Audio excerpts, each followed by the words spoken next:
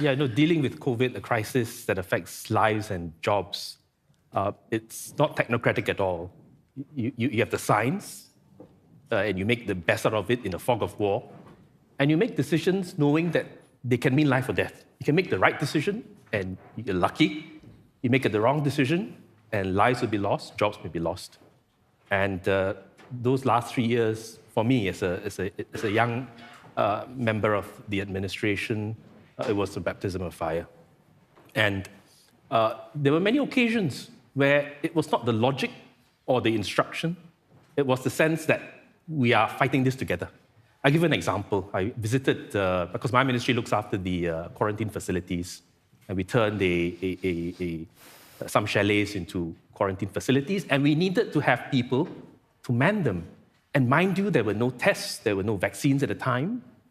Cast your mind back to 2020, 2021.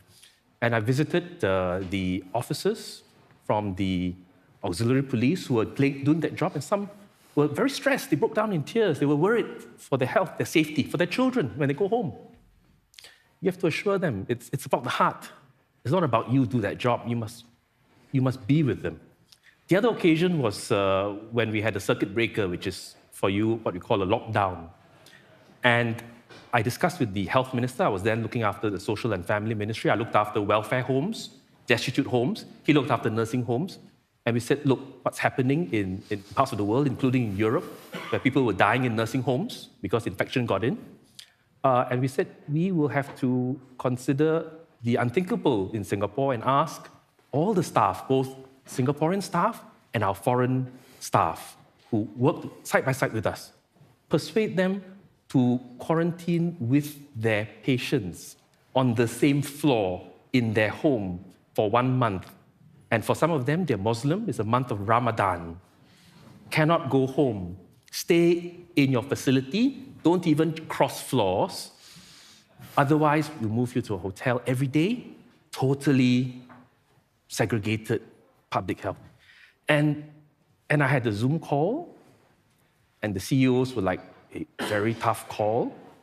And I talked to the health minister, said, we must go and talk to the frontliners, go down to the facilities.